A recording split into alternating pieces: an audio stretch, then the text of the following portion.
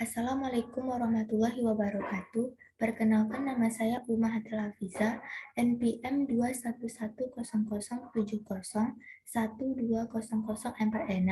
dari Prodi Kesehatan Masyarakat. Baiklah, kali ini saya akan mempresentasikan hasil tugas etika dan hukum kesehatan dengan dosen pengampu Nova Arifman Dr. SKM MKes. Dengan materi yang pertama, yaitu pengertian dari etika sendiri.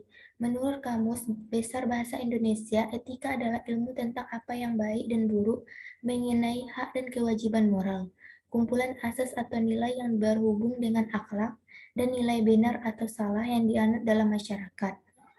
Pengertian etika menurut beberapa ahli. Yang pertama, menurut K. Bartens, etika adalah nilai-nilai dan norma-norma moral yang menjadi pegangan bagi seseorang yang atau suatu kelompok yang mengatur perilaku menurut perilaku. Menurut W.J.S. Purwadarminto, etika merupakan studi tentang prinsip-prinsip moralitas moral. Yang ketiga ada menurut Profesor Dr. Franz Magnus Suseno, etika merupakan suatu ilmu yang mencari orientasi atau ilmu yang memberikan arah dan pijakan dalam tindakan manusia. Yang keempat, menurut Ramali dan Pemuja, etika adalah pengetahuan tentang perilaku yang benar dalam profesi.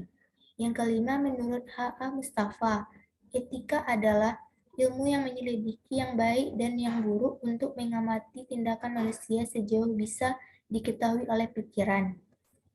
Contoh etika. Yang pertama ada etika perangai.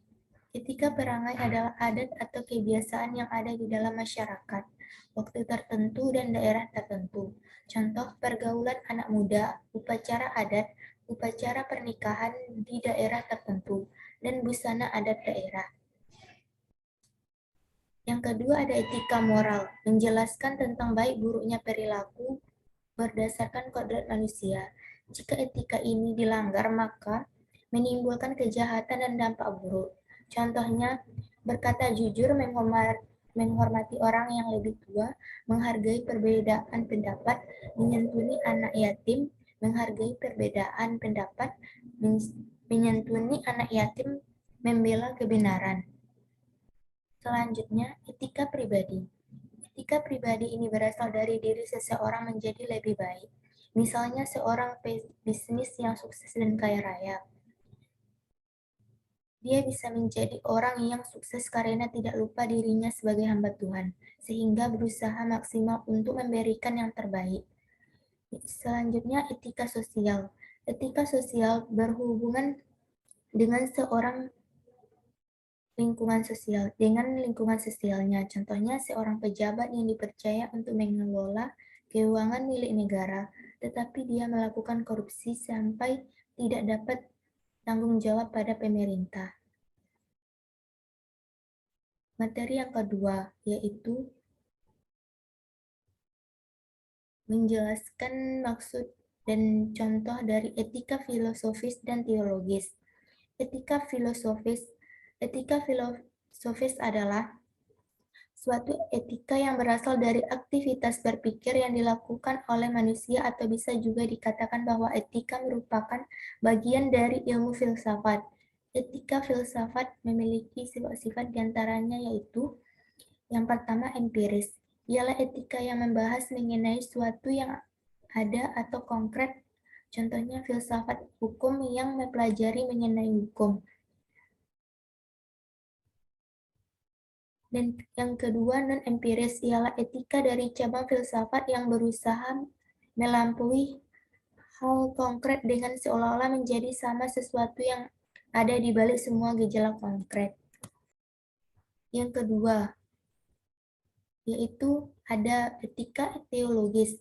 Etika teologis adalah jenis etika yang berhubungan dengan agama, juga kepercayaan suatu individu tanpa adanya batasan pada suatu agama tertentu.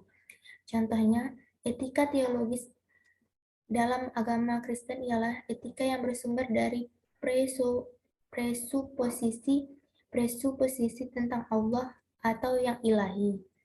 Materi yang ketiga mengemukakan menjelaskan dan memberikan contoh cabang-cabang etika. Yang pertama, metaetika. Metaetika berhubungan dengan sifat penilaian moral. Ini melihat asal dan makna prinsip-prinsip etika. Dalam metaetika, tindakan atau peristiwa yang dibahas dipelajari berdasarkan hal itu sendiri dan dampak yang dibuatnya. Contohnya, seorang anak menendang bola hingga kaca jendela pecah. Secara metaetis, baik buruknya tindakan tersebut harus dilihat menurut sudut pandang yang netral. Yang kedua, ada etika normatif. Etika normatif berkaitan dengan isi penilaian moral dan kriteria apa yang benar atau salah. Contohnya etika yang bersifat individual seperti kejujuran, disiplin, dan tanggung jawab. Yang ketiga, etika terapan. Etika terapan merupakan disiplin filsafat yang berusaha untuk menerapkan teori-teori etika dalam situasi kehidupan sehari-hari.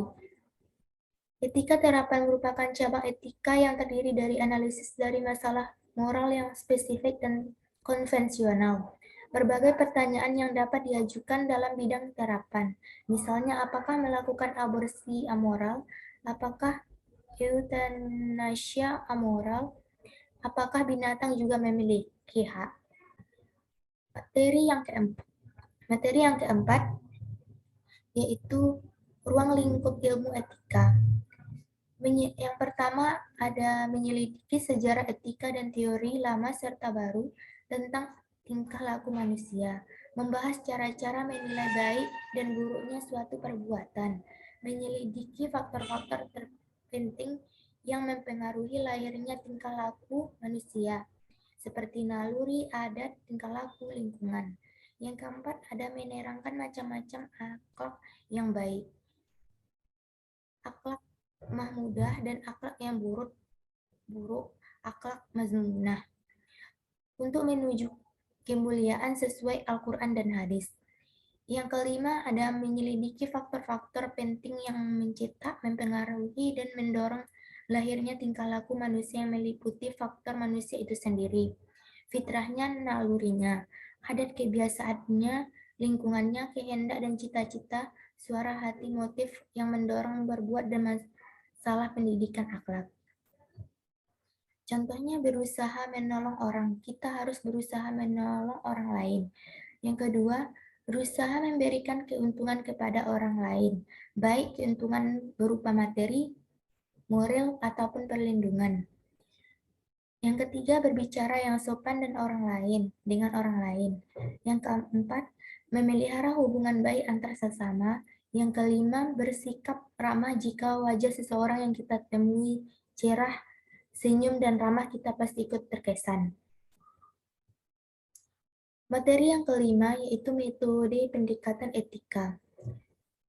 Metode yang dipergunakan dalam etika adalah metode pendekatan kritis. Etika pada hakikatnya mengamati realitas sifat, sikap, tingkah laku, dan perbuatan manusia secara kritis. Etika tidak memberikan ajaran ataupun ideologi, melainkan memeriksa, merefleksi, mengevaluasi, dan menganalisa kebiasaan, nilai-nilai, norma-norma, dan pandangan-pandangan moral secara kritis. Etika menuntut agar ajaran-ajaran moral tersebut dapat dipelajari dan dihayati oleh manusia, kemudian dapat dilaksanakan dalam kehidupan secara nyata dan dipertanggungjawabkan di hadapan dirinya, orang lain, dan alam semesta dan Tuhan Yang Maha Esa. Selain itu, etika dengan metode pendekatan kritisnya berusaha untuk menjernih persoalan moral secara benar dan proporsional.